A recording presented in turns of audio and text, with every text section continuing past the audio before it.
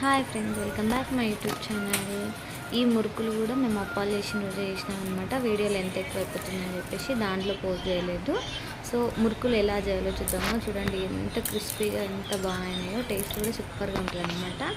ఇంకా పిండి అయితే సేమ్ అదే డబ్బాతో కొలుచుకున్నాను అనమాట. 2 బాక్సెస్ తీసుకున్నాను నేను నిండుగా. అండ్ కొలతలు ఏవి చెప్పట్లేను కదా.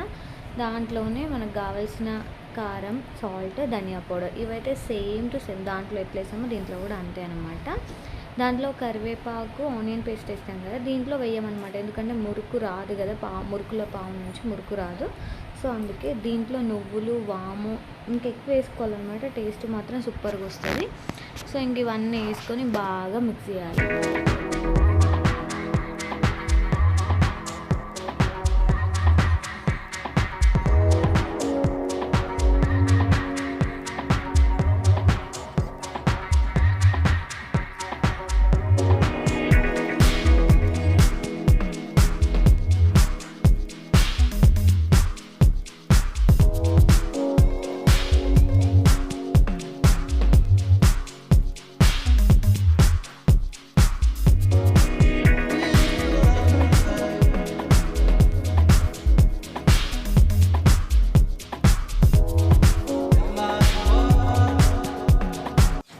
ఎసరు వేసేసి నేనైతే కలిపిస్తున్నాను అనమాట పిండి.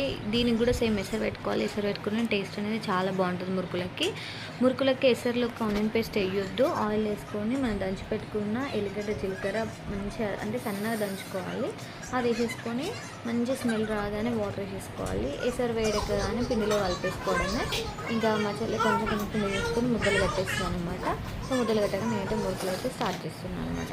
ఇలా రౌండ్గా 2 రౌండ్స్ తిప్పేసుకోవాలన్నమాట. అంటే మన మంచి క్రిస్పీ మురుకు రెడీ అనమాట. ఇప్పుడు ఇవి తీసుకొని ఆయిల్ వేయడం.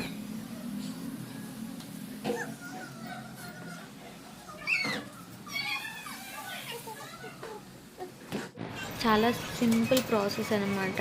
తొందరగా అయిపోతాయి.